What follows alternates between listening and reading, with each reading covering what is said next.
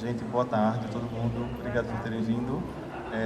Hoje vamos falar sobre Mangue Beat e o jornalismo, né?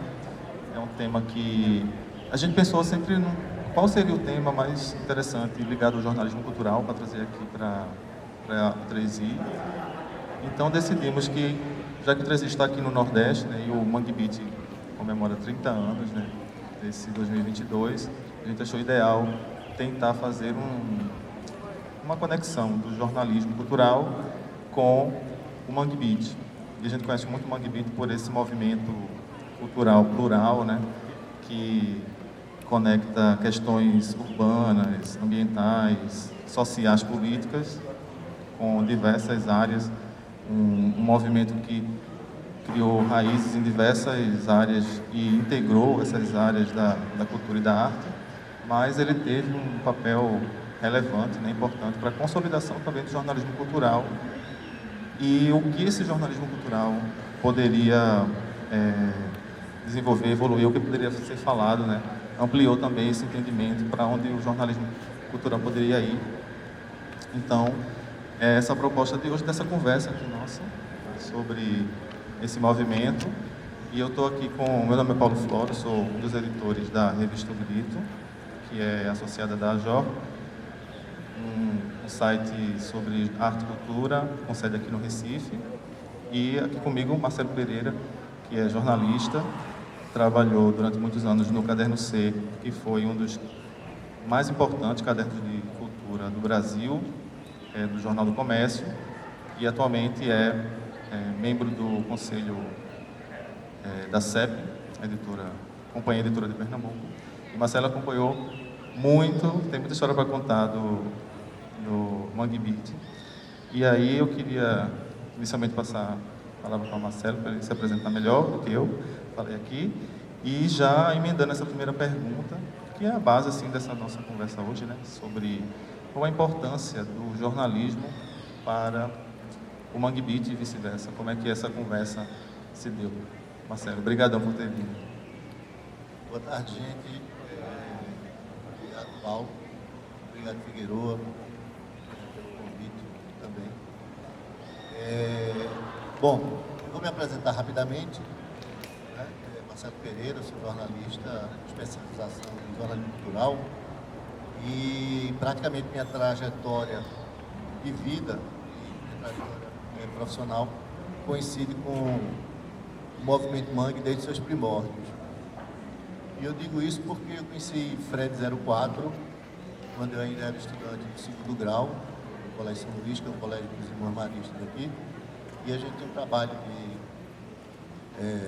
ligado à língua portuguesa, mas é um trabalho de cultura, né? E você fazia um festival anual, e através desse festival você ganhava nota para melhorar o seu rendimento na escola, enfim. Então, nessa época eu surfava em Candeias, e Fred mora em Candeias, e a gente tinha amigos em comum. E Fred estava começando a carreira dele como músico, então por conta desse evento, eu terminei fazendo 2 parcerias musicais com o Fred. Eu fiz as letras, eu escrevia poesia na escola, enfim, e fiz as letras e Fred colocou, para espanto de todos os irmãos maristas e dos alunos, 2 músicas punk num festival de um colégio religioso,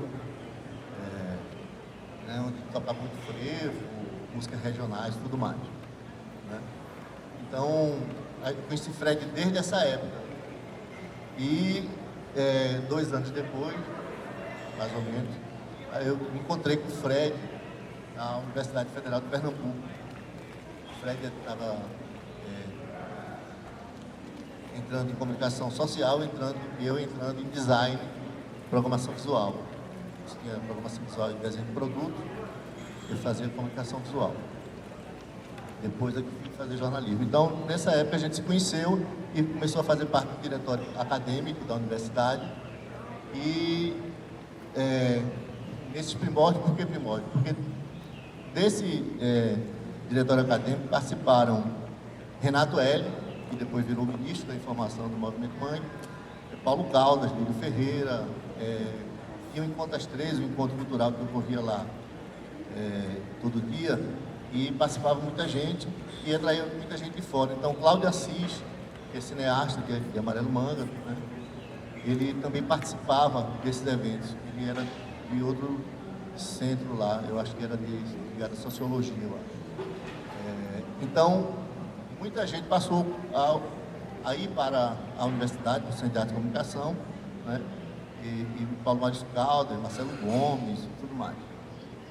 Adelina Pontual, esse pessoal. Eu mudei para o curso de jornalismo, fui fazer, na verdade, concomitantemente, e quando a gente se reunia nos bares, tanto da universidade como no Cantinho das Graças, que era um bar nas Graças, e no Panquecas, que era outro bar histórico em Boa Viagem, né? Fred participava desses encontros e, posteriormente, Chico Sainz começou a aparecer também. Então, se falava muito da necessidade de oxigenar a música pernambucana, que era muito presa à tradição e a um certo ar telúrico, né? De cantar a natureza, as coisas de beleza de Pernambuco, aquelas coisas assim, né? Uma coisa que Alceu Valença fazia muito bem, e daí vem as críticas de Fred a Alceu, porque Alceu não falava da realidade social de Pernambuco, né? E falava mais das belezas de Pernambuco, todo mundo conhece a música de Alceu. Então, se falava muito em querer modificar, em oxigenar trazer a música pernambucana para uma coisa mais próxima da realidade. Então aí surge o movimento Mangue, né, com as influências todas, e nessa época eu comecei a trabalhar no Jornal do Comércio, primeiro como estagiário e depois como repórter. Em 1990, começa toda a movimentação, 92 principalmente, né? Os meninos faziam a elaboração do que seria o manifesto, né?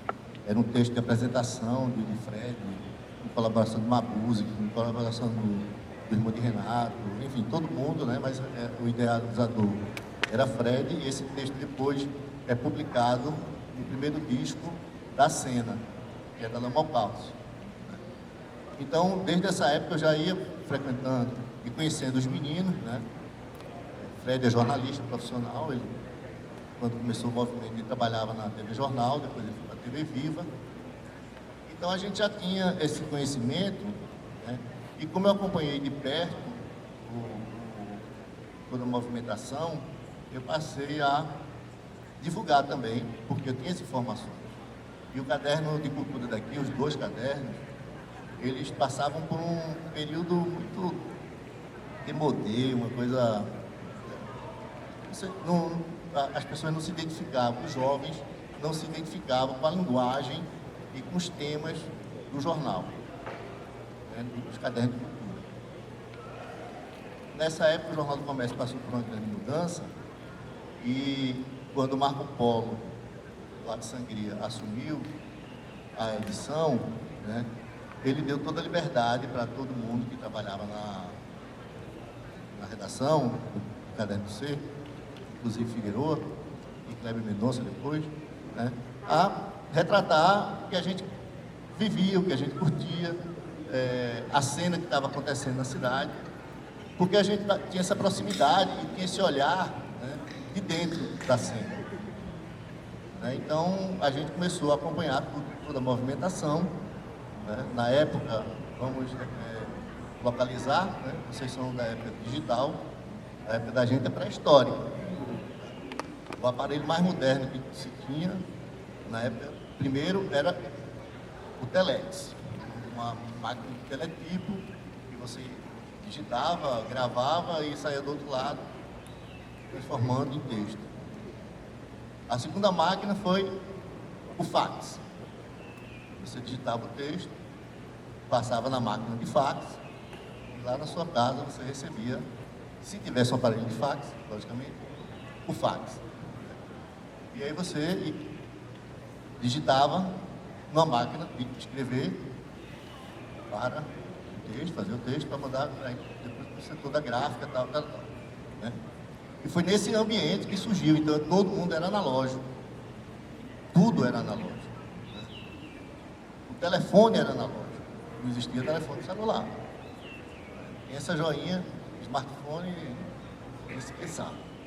Então a gente tinha que ter muita comunicação, muitos contatos. Você tinha que fazer o contato corpo a corpo com cada um das pessoas que você tinha que divulgar, ou se inteirar dos assuntos para divulgar, né? Seja festa, movimentação em si, porque ninguém tinha disco. Nessa fase inicial, ninguém tinha disco, porque disco era uma coisa absurda. Você tem que gravar no estúdio, mandar a fita demo para a gravadora tem que lhe aprovar para você gravar um disco. Não é como hoje que você faz em casa, você coloca numa rede digital, no ambiente digital, e está tudo resolvido. Então a gente tem que ficar atrás dessas notícias. Acho que porta de banheiro era uma grande fonte, porque a turma ia no banheiro, levava o panfleto e colava no banheiro. Então você estava no banheiro e já ia com o caderninho, uma folha de papel, anotando o que acontecia, né? Era uma grande fonte de informação, a porta de banheiro. E também filipetas ou panfletos que vinham por aí. E a gente, com isso, ia fazendo o nosso network, que não existia essa palavra, ia buscando as informações, ia divulgando a cena, né, para as pessoas que liam jornal, na época até que liam jornal impresso. E pronto, começou aí a cena, e a gente começou a fazer essa divulgação e conhecendo as pessoas, vendo o processo, que era um processo muito de pindaíba, todo mundo não tinha dinheiro, todo mundo fazia as coisas de forma cooperativa, até que as carreiras deles começaram a deslanchar, né? E aí a coisa foi ganhando maiores proporções, né? Chamando a atenção da MTV, chamando a atenção dos jornais de São Paulo, do Rio, né? Os meninos passaram a excursionar para o Sudeste, né? Lançaram os primeiros discos. Chico Sá teve um papel preponderante, como ele era uma pessoa muito bem articulada e querida na imprensa cultural de São Paulo e nos jornais de São Paulo. Ele apresentava todo mundo e fazia o boca a boca, né? Fazendo com que a música pernambucana e o Mangue Beat, que depois veio ser cinema, enfim, se espalhou por todas as linguagens, né? Ganhasse corpo e explodisse finalmente. Bom, Marcelo, e você falou que quando você chegou no jornal, ele passava por essa transição, no jornal talvez mais tradicional, assim como estava acontecendo também na música, né? Fui curioso para saber de que maneira esse jornalismo cultural se apropriou também das ideias do Mangue Beat e de que forma ele utilizou o Mangue Beat como veículo para também evoluir e se tornar outra coisa. Bom, eu acho que a gente, quando começou, né, toda a equipe do Caderno C, a Dena Dora, que também estava lá, a gente começou a falar a linguagem que a gente falava, né? Então havia uma troca muito grande, a gente se apropriava da linguagem do movimento, né, nos nossos textos e tentava refletir o que eles falavam. A gente procurava viver aquele momento para poder traduzir para o público, porque era muito difícil, veja só, você está em jornal impresso, que é normalmente jornal conservador. A direção do jornal era altamente conservadora. Na verdade, a gente era uma ilha dentro do jornal. A gente tinha liberdade, a coisa mais importante de tudo foi a liberdade que a gente recebeu. Logicamente, na reunião de pauta, era greia 24 horas, né? Lá vem ele com os Mangue Boys, não sei o quê. Quando ouviram os discos, acharam horrível, desafinava, música histérica, estridente, enfim. Era difícil, você tinha que traduzir aquilo dali e dizer que aquilo dali tinha conteúdo, que aquilo dali era uma música do futuro, que ela trazia uma proposta estética, né? Então a gente ficava muito nesse meio de campo e também para traduzir isso para o leitor, porque o choque naquela época era muito grande. Hoje em dia não, já está quase meio mainstream, né? Ninguém ficou rico, no movimento mangue, é bom que se diga, né, como a música baiana, né, como a música do forró, né, até mesmo o pessoal do funk ganha mais dinheiro que o mangue beat, né, mas era assim, você tinha que traduzir para o povo, né, para o leitor de maneira geral, tinha que traduzir para os assinantes do jornal, porque a base maior era de assinantes, que eram pessoas de mais de 40 anos, né, hoje em dia, quando tinha jornal, o povo já está com 70 anos, assinantes e tal, né, mas depois acabaram com o jornal impresso aqui, enfim. Então a gente tinha essa troca muito grande, a gente se apropriava, né, e fazia parte da nossa estratégia também, fazer parte disso, porque, ora, se a gente está meio que em sintonia com ele, a gente também vai atrair mais leitor para a gente, aquele grupo de leitores, aqueles formadores de opinião, né, foram importantes para a gente, né? E a gente estava no período de transição, porque depois chegou a internet de escada, chegou os grupos de Orkut, né, toda essa evolução digital, né, e a gente acompanhou e ficou em sintonia, porque é bom que se diga, né, um dos lemas do Mangue Beat era uma antena parabólica fincada na lama, quer dizer, essa imagem é muito simbólica, ela dá um trabalho universitário muito interessante. Eu cheguei até a analisar isso na pós-graduação, né, essa questão dos signos, né, porque você tinha um grupo de pessoas querendo ficar antenados com tudo que acontecia fora do país, sendo que de forma, não se dizia tempo, mas é analógica. Então você tem que esperar que chegasse a revista, você tem que esperar que chegasse o disco de vinil, você tem que esperar que chegasse a fita cassete para você tomar conhecimento do que vinha de fora.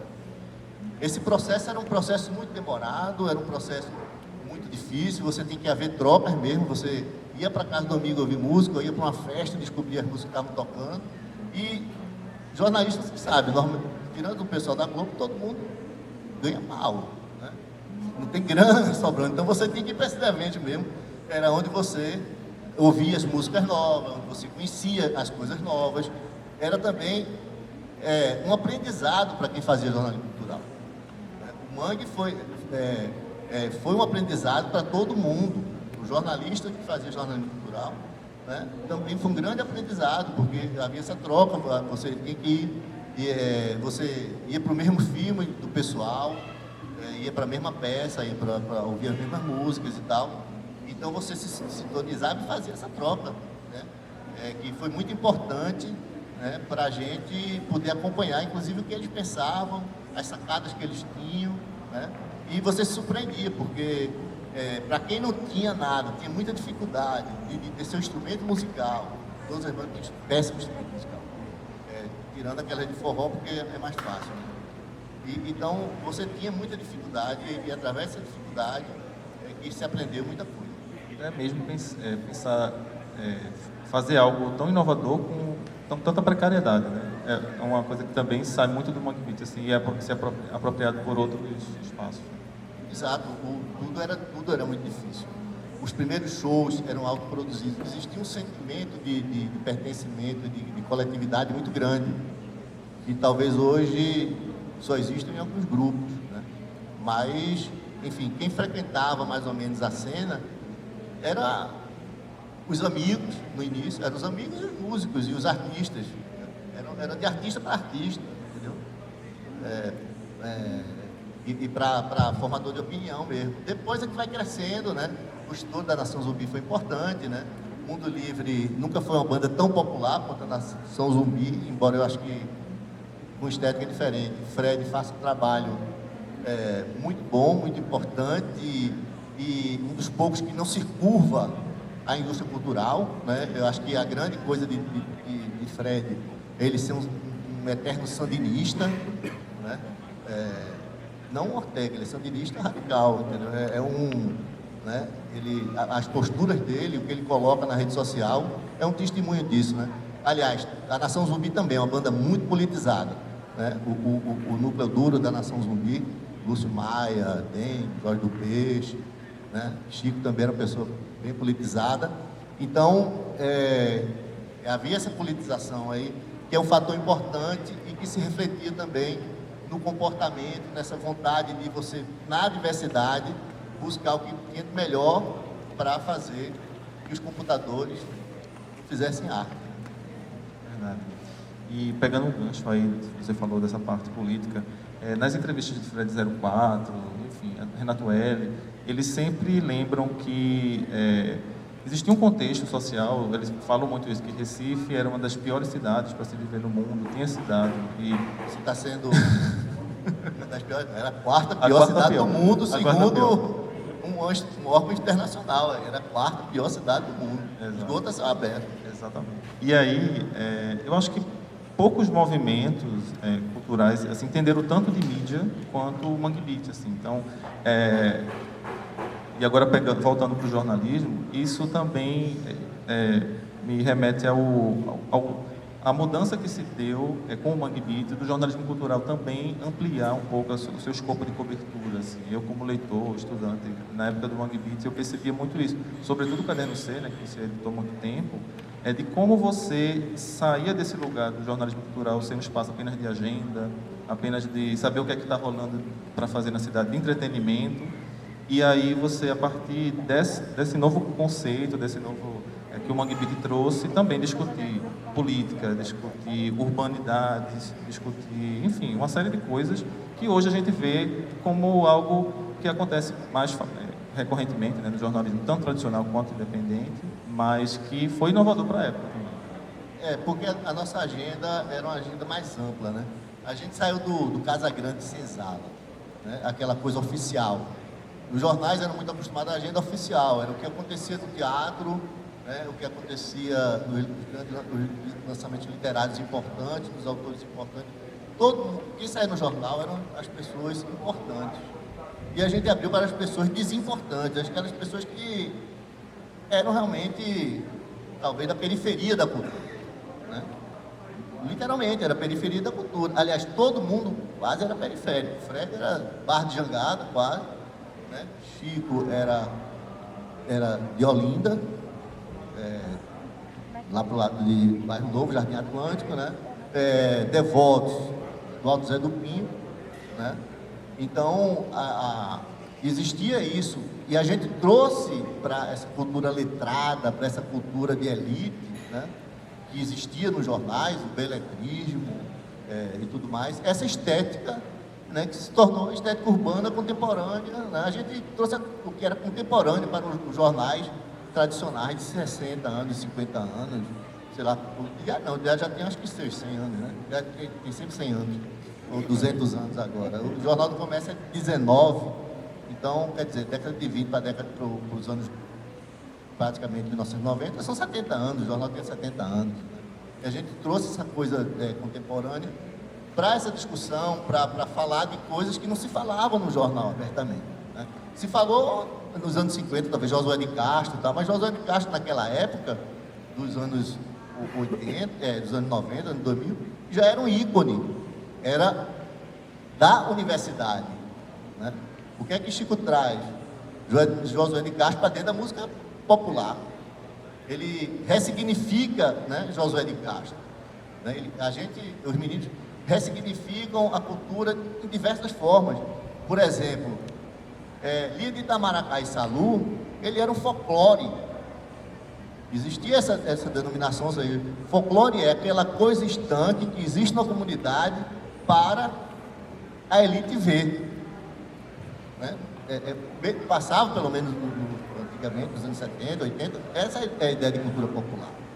Ela deve estar na sua comunidade ou sair da comunidade como espetáculo turístico e não a vivência autônoma de uma comunidade, né? Então, se Chico valoriza Mestre Salu, se Ciba valoriza o maracatu rural, Mestre Salu também, mas os outros mestres de maracatu, e traz o maracatu rural, traz o pessoal para a cidade, né?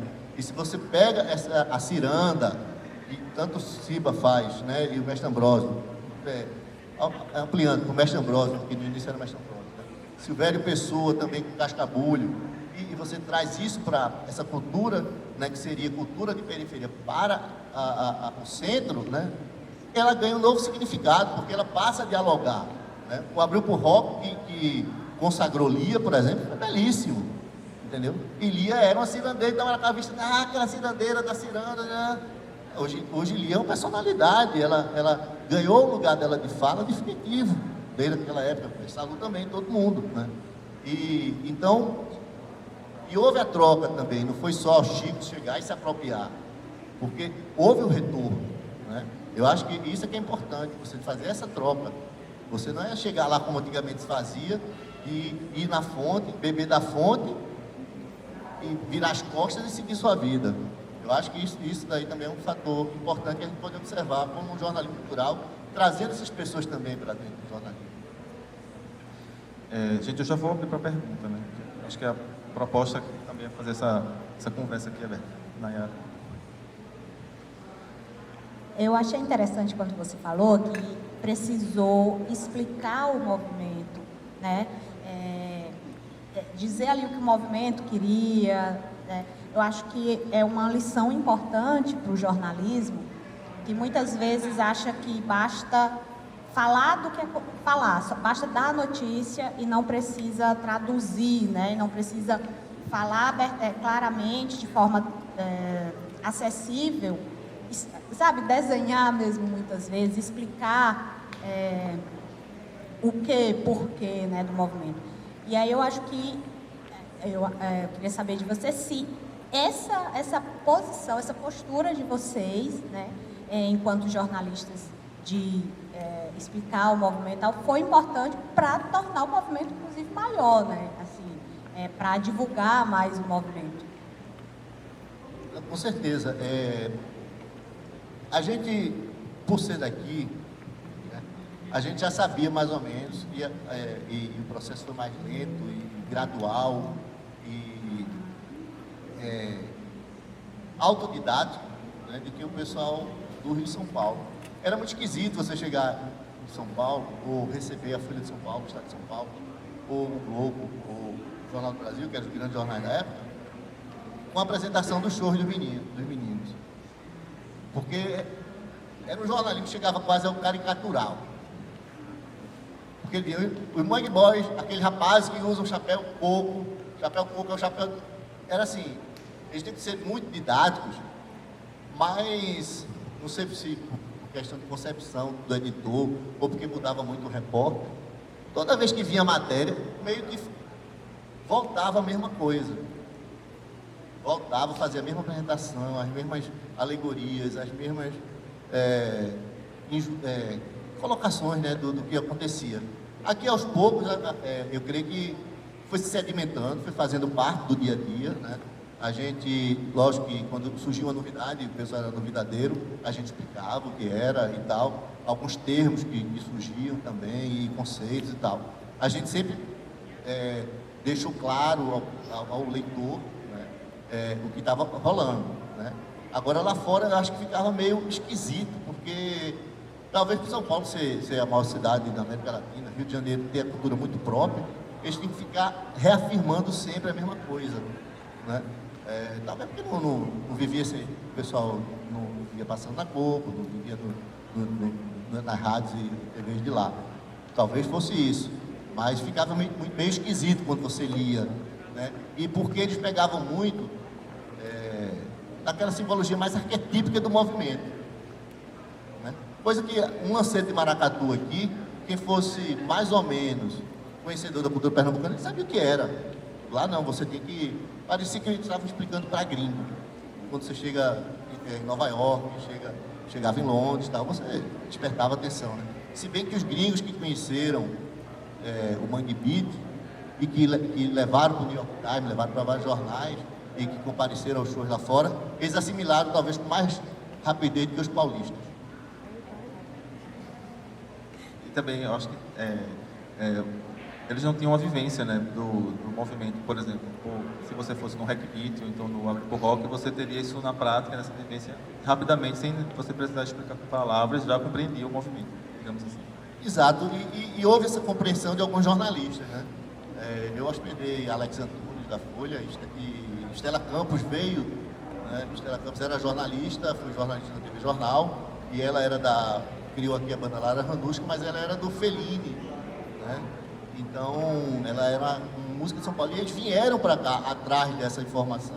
Músicos de fora, dos Estados Unidos, da Europa, da Inglaterra, né, da Escócia, vieram para cá, principalmente no carnaval, porque onde havia a troca mais intensa, e nos festivais, né? Então, tem por aí maracatu muito mais psicodélico do que o do Chico Sainz na Escócia, entendeu? Porque eles são gringos, a cabeça dele é gringa, mas eles acham que estão fazendo maracatu à maneira deles, então fica muito mais psicodélico do que o da Nação Zumbi.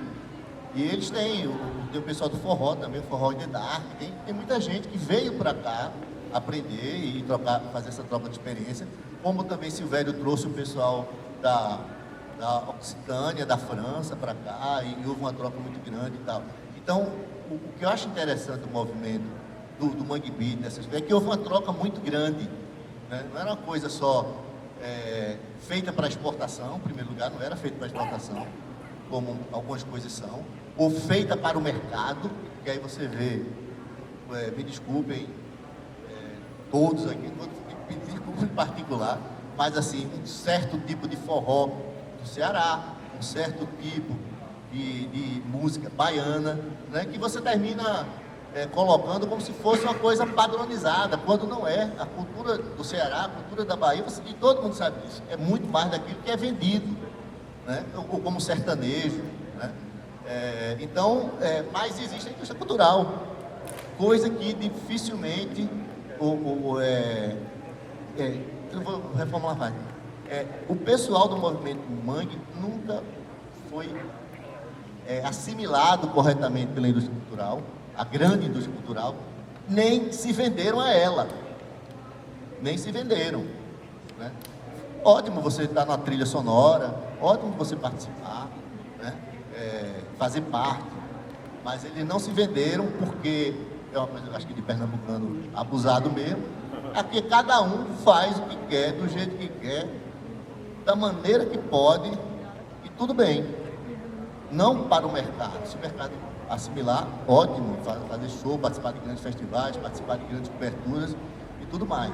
Mas não é a prioridade, não é fazer o sucesso pelo sucesso. Eu acho que nenhuma banda daqui, você pode pegar Ed, que faz sucesso, Johnny Hooker, ninguém está pensando assim, não, vou fazer isso porque vai dar dinheiro, que eu vou ficar bacana, que eu vou estar na capa da principal revista, vou estar no Faustão, vou estar no Hulk, vou estar no Mion. Eu acho que não é isso. O pessoal tem muita dificuldade às vezes, inclusive.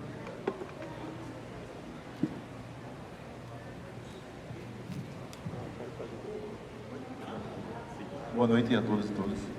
Gostaria de perguntar, Marcelo, a você, qual foi naquele momento, como é que foi para a imprensa local, para os críticos de cultura, lidar com a morte de Chico, e se você tem essa percepção parecida com a minha, de que aquela coisa da brodagem da coletividade deu uma esfriada e isso meio que enfraqueceu o pós-Chico, digamos assim, para novas bandas surgirem e tal, ou se não teve isso, assim, se aquele momento efervescente de luta coletiva, ela era muito mais viva com a presença de Chico como elo, ou não. E outra pergunta que eu queria te fazer é o seguinte: como é que você observa o tratamento dado aos equipamentos públicos, principalmente ao Memorial de Chico Sainz, que para mim é uma vergonha como é tratado e como uma casa pequena, que não é compatível com o legado e a obra do cara. A gente vê o Carro do Sertão, vê o Passo do Frevo, mas o Mangue Beat, a cada década se comemora 20 anos, 30 anos, 40 anos. E o tratamento dado, para mim, ainda é inferior à importância cultural desse movimento. Você comentar sobre essas duas coisas. Vamos começar pelo fim.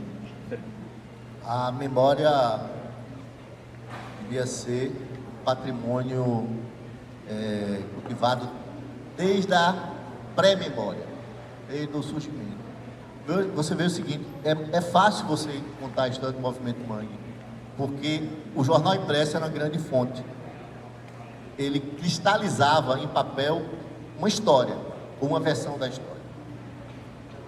Tudo se perdeu com a evolução digital, ou quase tudo. Eu digo pelo Jornal do Comércio, onde eu trabalhei, 30 anos só no caderno C, 10 como repórter, 20 como editor. Mais um de estagiário, 3 anos na Rede Globo, no Globo Esporte, mesmo assim colaborando no Jornal do Comércio. Ou seja, 35 anos. O que eu fiz só existe até o dia que o jornal deixou de circular. E mesmo assim, muito do que foi produzido para o digital desapareceu. Até porque quando o jornal mudou uma plataforma lá, até o jornal digital sumiu. Deve estar lá no arquivo, lá no HD, no backup lá, que ninguém sabe, acho que talvez nem onde esteja, né? Isso aconteceu com o site também do Governo do Estado, da Secretaria de Cultura, no período que eu pesquisei agora para o livro do Festival do Inverno de Garanhuns. Uma parte do site desapareceu porque não renovaram o acesso, tal. E depois recuperaram, já descobriram onde está, mas eu acho que ainda vão negociar com o Estado para saber se o Estado tem interesse de comprar de volta o que era colaborativo e que era do Estado. Mas, enfim, desdiversifiquei como distante. Então, lógico que a memória de Chico, ela não está preservada. Como a memória do Festival de Inverno de Garanhuns não está preservada. Não existe memória do Festival de Inverno de Garanhuns. Aquela coisa que o europeu faz, tá? Vai juntando pequenas coisas quando começa, que se não der em nada, você descarta. Mas se você descartar do início, se der alguma coisa, você não tem nada. Então, a ocupação Chico Sainz, por exemplo, que o Itaú fez, tinha muita coisa que podia estar naquela casa ali. Eles deram um imóvel, mas nunca houve um interesse público por transformar aquilo ali não só no centro de culto, porque aí vira igreja. Não é isso. Tem que ser um centro de experimentação, reflexão e difusão. Ele tem que estar em outro patamar. Entende? Ele tem que estar em outro patamar. Não pode ser sempre um centro de cultura da memória. Não se faz mais isso. Isso é uma visão do século XX. Então tem que ser assim. Olha, tem um equipamento aqui, vamos redefinir esse equipamento, esse espaço. Vamos trazer o pessoal para dentro. Vamos estimular a criatividade. Vamos estimular o intelecto, a crítica, a criação, tudo. Então, aí sim, eu acho que inclusive tem mais a ver com o movimento mãe. Porque não precisa de muito dinheiro, de muita coisa. Mas precisa de muita atitude, né? E de apoio, né? Bom, a outra coisa que eu falei, Chico, a morte de Chico. Eu estava no aniversário de um ano de um sobrinho meu, quando eu recebi a ligação de Roberto Tavares, que é editor do jornal. Marcelo, tu pode vir aqui pro jornal? Roberto, eu estou no aniversário. Estou precisando de tu. Chico morreu. Quem? Chico Sainz. Chico. Aí falei com o pessoal, foi embora. Aí foi todo mundo, maior solidariedade, gente que nem do caderno você era, correu para lá, para poder apurar, foi que houve, né? Ninguém imaginava, foi um acidente banal, provavelmente provocado por um militar, e deu um tranco em Chico, e ele terminou perdendo o controle da direção, porque Chico não era um grande motorista, ele estava aprendendo a dirigir naquela época, e ele dirigia mais um Landau, que era aquela banheirona que você vai em velocidade de cruzeiro, né? E nesse dia ele estava no Fiat, acho que da irmã dele, Gorete, e terminou batendo.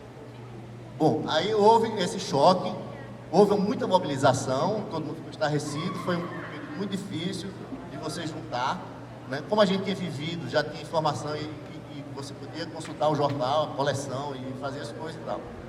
Então, aí depois veio aquele negócio. E agora? Acabou o movimento mãe. De certa forma, a gente perdeu um protagonista. Como a gente chamava, Chico era o ponta de lança de tudo, né? Fred era o mais racional, era um grande pensador. Fred, Renato, G. Dolores, todo mundo. Mas Chico era a figura do movimento, porque ele incorporou essa fusão de linguagens, né? Ele era o cara urbano, era o cara da periferia, ele era o maracatu, porque ele usava roupa de lanceiro, chapéu coco, a música dele trazia a linguagem do movimento, né? As metáforas do movimento, que são importantes, né? Mas cada um tem sua metáfora, a metáfora rural de Silvério, a metáfora olindense de Ed, a metáfora do Alto Zé do Pinho, do Devoto, cada um tinha sua, né? O Jorge Cabeleiro com a psicodelia, cada um tinha a a sua linguagem. Mas Chico era o símbolo, ele era o ícone, né? Ele era a referência, inclusive de fora para dentro. Ele era muito querido aqui dentro, mas viam muito mais Chico de fora para dentro, né? Embora ele tivesse realmente aquele poder de articulação, porque havia muito isso. A brodagem era brodagem mesmo, era brodagem por sobrevivência também. E por admiração. E por que havia essa admiração? Porque ninguém copiava ninguém. Porque se você copia o outro, aí começa o ciúme, a ciumeira. Você, eita, pô, ele pegou minha música, ele está fazendo isso, está fazendo aquilo outro. Existe a ciumeira quando você faz sucesso e fica copiando o que o outro já fez, né? E ali não, a brodagem era porque eram pessoas da mesma origem, ou das mesmas dificuldades e do mesmo universo, querendo fazer essa mudança, trazer de volta uma autoestima que Pernambuco tinha perdido, né? Que a música pernambucana tinha perdido, de certa forma. Mas mais ainda a cultura, porque a música pernambucana sempre foi autorreferente em muitas coisas e tal. Mas havia isso. O pós-mangue, o que é que mudou? Mudou a tecnologia. Eu acho que a tecnologia é um fator fundamental nesse processo. A partir do momento que tudo vai ficando, digamos, mais fácil, embora essa facilidade seja relativa, mas você não precisa mais ter todo aquele esforço para gravar o disco, você não precisa ter todo esforço para se apresentar, porque começa a haver uma série de festivais, uma série de locais para se apresentar e de fazer trocas, né? Meio que cada um vai cuidar da sua vida. Mas esse sentimento de coletividade, ele não desaparece totalmente. Porque você veja a quantidade de pessoas que trabalham no disco um do outro, ou que fazem movimentos coletivos, como esse capitaneado agora por Juliano Holanda, por exemplo. Né? A orquestra manguifônica, há uma série de coisas que mostram que as pessoas ainda estão conectadas. Agora existe uma dura realidade. Você vai crescendo, né? Vem a família, vem a necessidade de sobrevivência, você sai da casa dos pais. E aí você passa a tentar, né, levar a sua vida. Mas eu acho que ainda existe um certo sentimento de pertencimento, de coletividade, né? Principalmente quando surgem novos grupos, sabe? Novas gerações. Eu acho que é meio geracional isso. E ainda mais, não há aquele negócio, pô, eu já estou aqui, tu está chegando agora, eu não vou te dar a vez. Eu acho que isso não existe, pelo menos eu não percebo isso. Marcelo, meu nome é Guilherme. Eu queria que você fizesse aí, à luz da experiência que você tem da cobertura de cultura e que você tão bem desenhou como se fazia entre vocês, repórteres de cultura, com uma tática um pouco de guerrilha, de anotação de porta de banheiro, mas essa questão de se aproximar bastante desse objeto, fazer essa cobertura cuidadosa. À luz dessa experiência, eu queria que você falasse um pouco da cobertura cultural hoje, dos dilemas que a gente enfrenta hoje, de como a cobertura é feita pelos veículos tradicionais, pelos cadernos de cultura de grandes sites ou por iniciativas jovens como o Grito e outras que há pelo Brasil. Eu queria, aproveitando, abusando da sua oratória, do seu conhecimento, queria que você aí falasse sobre esses temas. Obrigado. Boa pergunta, agradeço. Bom, o problema todo se reside na agregação de conteúdo, né? Os grandes jornais, aqui em Pernambuco, né, o Jornal do Comércio abdicou a edição impressa. O Diário resiste, a Folha de Pernambuco resiste, né? Mas já não há mais um foco tão grande, embora eles divulguem, né, para a cultura como a gente divulgava, vamos dizer, até 2020, por aí. Não há. Porque a lógica digital, do mercado digital, ou do que seja isso, é a lógica do retorno de audiência. Hoje em dia, as pessoas comemoram, eu vejo isso nos posts, o volume de acesso muito mais do que foi que a pessoa leu. O que é que te deu aquele acesso. A gente se orgulhava muito quando aquilo que a gente fazia tinha repercussão. Eu fiz, repercutiu. Eu vi no show. E assim, porra, eu fiz uma matéria bem legal. Por que ninguém foi no show? Você partia para entender o público e o leitor. Né? Hoje em dia não, está tudo pulverizado, está tudo solto por aí. Né? E fica difícil de navegar nesse mar de informações. Né? Talvez uma iniciativa como a AJOR, de você pensar coletivamente, de criar estratégias coletivas, faça com que você fure essa onda. Esse maremoto que tem de notícia, de informação e de repetição, na verdade. Ora, por que era legal para a gente? Porque você olhava o jornal do lado, e o jornal concorrente na época, você não tinha a mesma notícia. A não ser quando fosse o lançamento do filme, que se falava muito, mas cada um falava do seu ponto de vista, né? Não ficava aquela coisa de assessoria, de release, que existia muito nos anos 90, nos anos 80, que existia um jornalismo cultural preguiçoso, que reproduzia o que vinha pronto, né? E hoje em dia o que é que se faz? Ora, como tem muita commodity de notícia circulando, as pessoas vão lá e copia e cola. Mais preguiçosamente, compartilha. Porque essa preguiça é preguiça, porque o cara sequer copia e cola, ou copia, altera. Não, hoje em dia o cara compartilha, marca, bota hashtag, bota arroba, bota o que for, mas ele sequer teve o trabalho de apurar a informação, de construir um texto, de construir uma narrativa, de buscar uma informação diferenciada, de buscar um caminho diferente, ou de buscar um outro assunto que chame a atenção e vire algo próprio de interesse. Estou falando da grande mídia.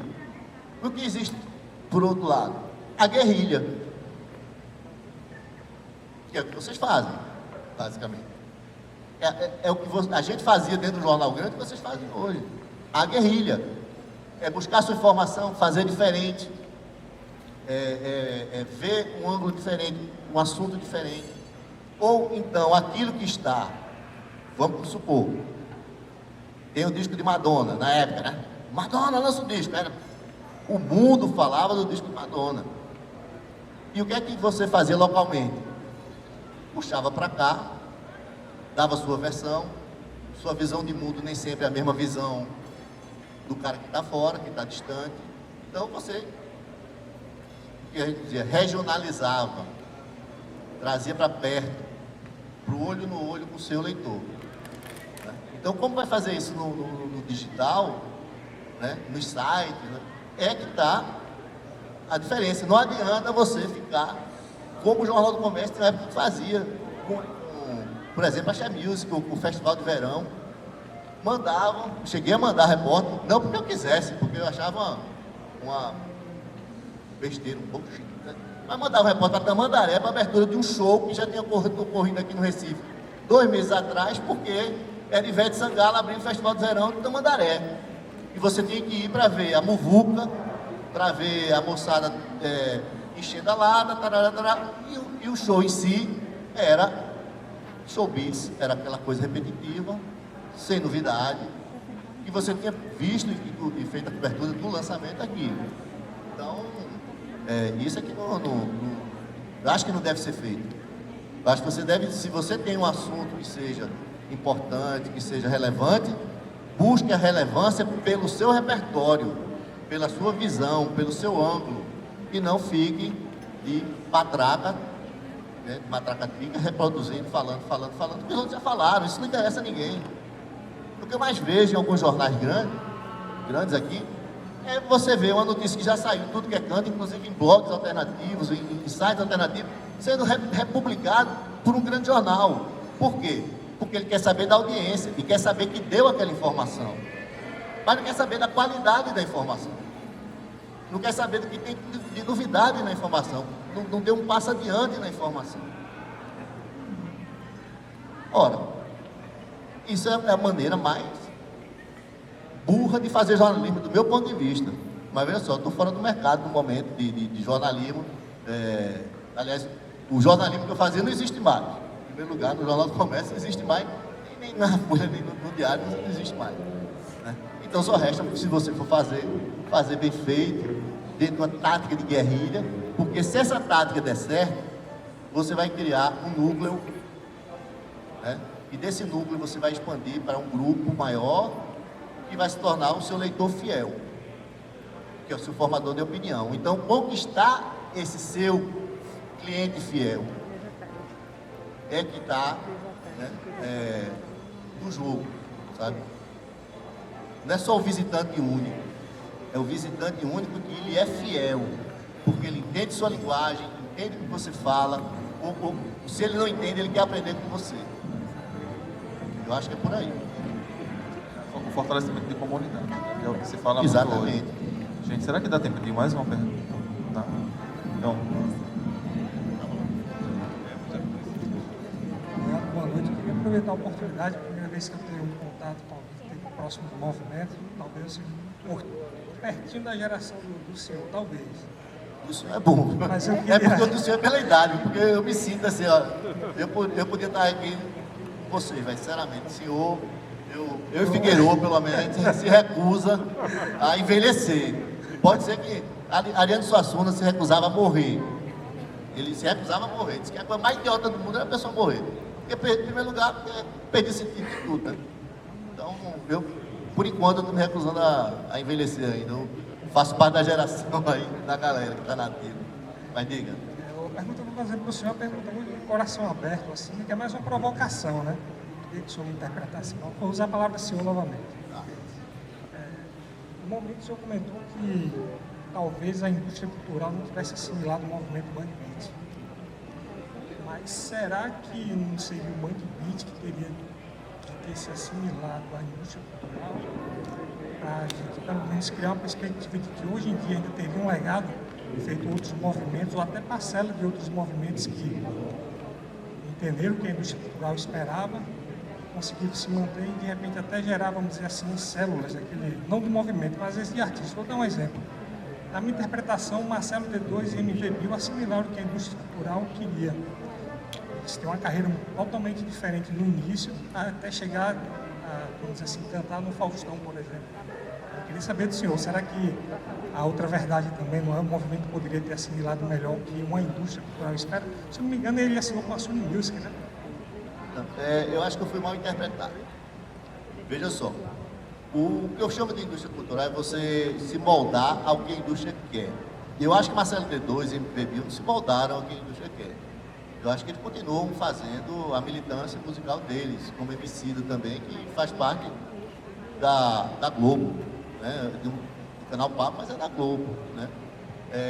O que existia em outros movimentos, como por exemplo, que eu acho que é relevante mesmo, é o tropicalismo, né, como movimento, é que existia um empresário por trás que conseguiu vender aquela estética, mas nem Caetano, nem Gil, nem Gal, nem Bethânia se fizeram presos a ela, e Tom Zé também.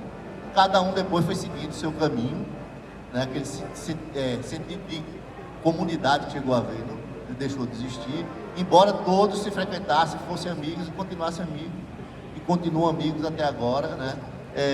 Na música paulista, Titãs, aquele pessoal, já surge dentro da indústria mesmo, das gravadoras.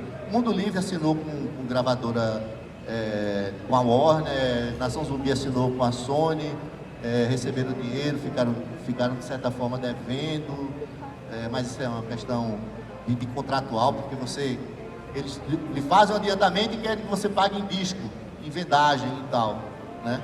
E aí, em troca, eles confiscam o seu fonograma. Enfim, é uma indústria meio selvagem nesse aspecto. As bandas daqui assinaram, Devotos assinou, eu acho que Mestre Ambrosio também assinou e tudo mais. O que eu falo da indústria cultural é você não se moldar aquilo porque lhe é somente conveniente. Eu acho que se você não tiver uma verdade estética, se você não tiver uma autoralidade, você é mais um. E eu acho que o pessoal daqui prefere não fazer isso assim. Não que os meninos não queiram dinheiro, não que os meninos não queiram estar nos grandes festivais, estão. Né? Nação Zumbi já fez trilha para novela, já esteve no Faustão, os meninos participam e participaram de programas de televisão, mas eu acho que não é o objetivo maior deles fazer parte desse jogo.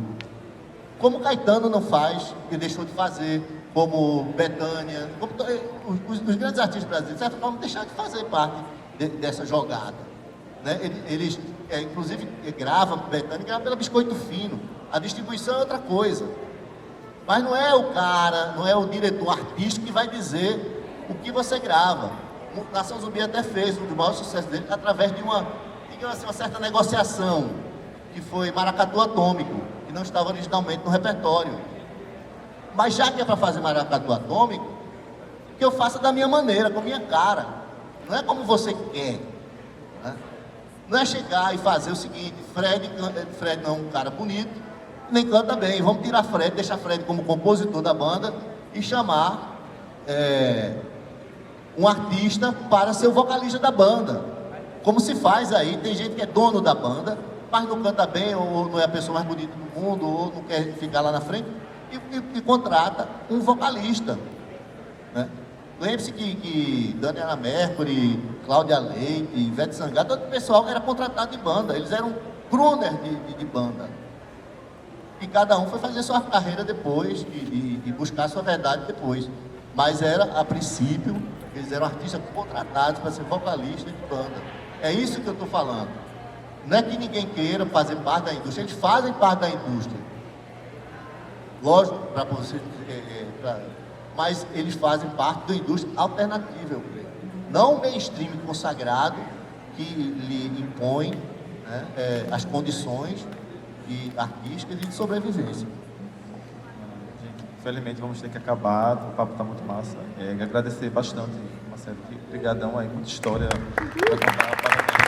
Desculpa a minha exaltação, mas tem muita coisa para a gente falar ainda, mas exato. Vai ter um show agora da banda Forró Casa Amarela, aqui de graça no hall do Bloco G, então convido todo mundo aí para lá. E obrigado a todo mundo que veio. Valeu.